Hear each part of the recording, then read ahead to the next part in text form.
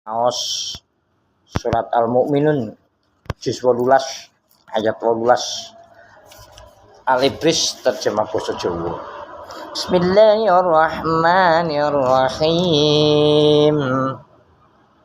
Wa anzalna minas samaa'i ma'an biqadarin fa askannahu fil ardh wa inna 'ala dhahabin bihi laqadirun. Fa ansha'na lakum bihi jannatin min nakhilin wa a'nab lakum fiha fawakihu katsiratun wa minha ta'kulun. Ingsun Allah nurunake banyu saking langit kelawan qadar kira-kirane kacukupane makhluk. Banjur banyu mau ingsun panggonake ana ing bumi. Sebagian ana ing dhuwure bumi, sebagian maneh ana sakjerone bumi. Lan sejatine ingsun iku kuwasa ngilangake utawa nyirnakake banyu saengga menungsa lan sekabehane rumangkang padha mati ngorong. Fa ansa'na lakum bihi jannatin min nakhilin wa a'nab lakum fiha fawakihu katsiratun wa minha ta'kulun. Wa jazaratan takhruju min turi sayna atambutu bidduhni wasibghil lil akilin. Nuli ingsun nyukulake kanggo sira kabeh sarana sabab banyu mau arupa kebonan-kebonan saking kurma lan anggur-anggur. Ana ing kebonan-kebonan iku sira kabeh padha mekoleh buah-buahan kang akeh.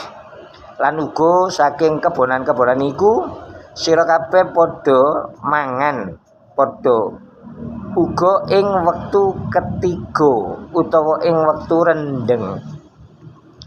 Lan uga ing Allah nyukulake kekayon-kekayon saking gunung Tursina, yaiku kekayon zaitun kang ngandung lenga lan celupan tumrap wong-wong kang padha mangan.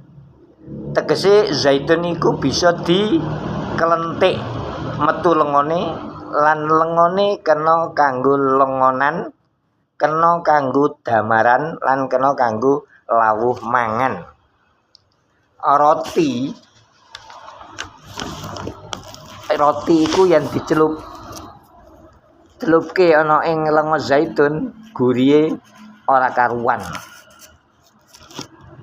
Gurihe enak tenan, ora karuan. Terus ayat selikur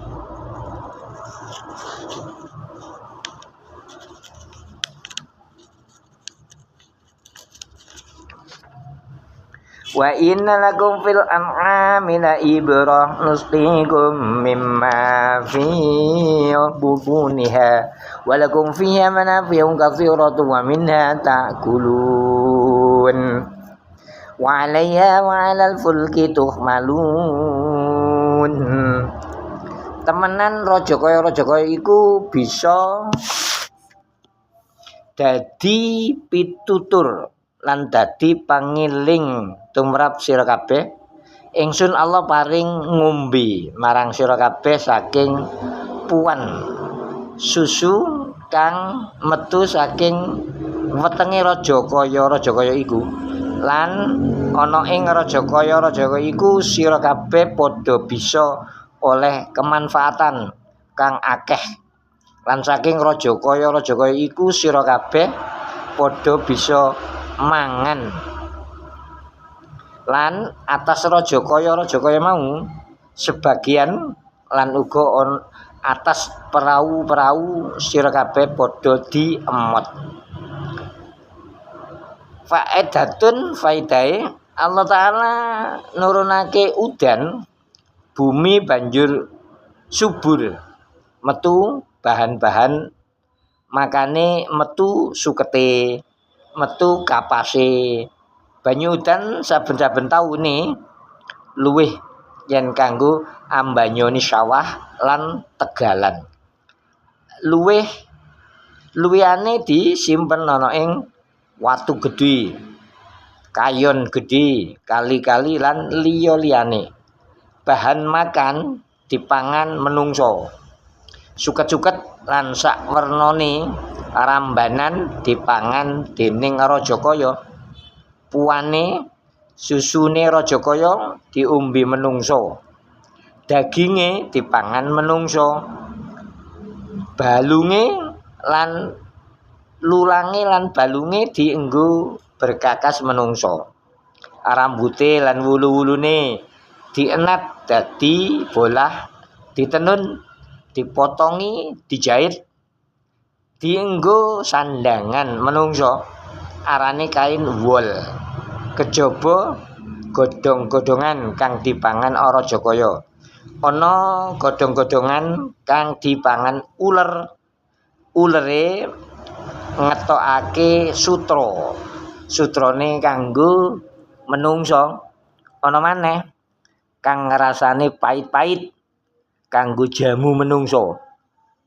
Kembang-kembang lan woh-wohan disesep dening tawon.